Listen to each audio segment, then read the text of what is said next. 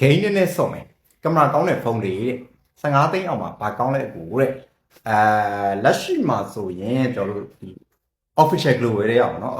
official global တွေကဆိုရင် Samsung ကနေဒီ Galaxy A56 ကို cashback ပါညာလုပ်ပေးနေရတယ်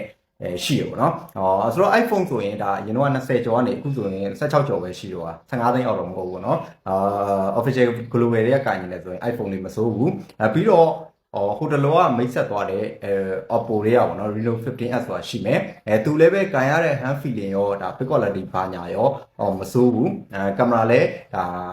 မစိုးဘူးပေါ့နော်ဒါပေမဲ့သူကတော့ပေါ့နော်ခုနက Galaxy A56 မှာတုံးထားတဲ့ Exynos 1580လောက်တော့သူ့မှာတုံးထားတဲ့ Snapdragon 6 Gen 1ကပေါင်းမထွက်မှာမဟုတ်ဘူးအဲ့ဒီပေါက်တော့ရှိတယ်ကိုကဒီ official global တွေကမဟုတ်တယ်ရတယ်မူဆယ်တပကန်း China version ဆိုလဲ okay တယ်ဆိုရင်ကျွန်တော်တို့Redmi K90 တို့ KT Pro တို့ပြီးတော့ C5 Pro တို့ရှိမယ်အဲ့အကောင်တွေကတော့ခုနကကျွန်တော်ပြောသွားတဲ့ဖုန်းတွေတဲ့ပေါင်းမှန်လည်းအများကြီးပိုကျန်တယ်ကင်မရာလည်းအများကြီးပိုကောင်းတယ်ကိုကဒီ game ဘက်ကိုဦးစားပေးမယ်game ဘက်ကိုအလေးတာတယ်ဆိုရင်ဒါ K90 နဲ့ K80 Pro ကိုစဉ်းစားတင်တယ်အဲ့လိုမှမဟုတ် Selfie ပညာအရိုက်များတယ် Selfie ကောင်းတဲ့ဖုန်းပဲလိုချင်တယ်ဆိုရင်တော့ C5 Pro က okay တယ်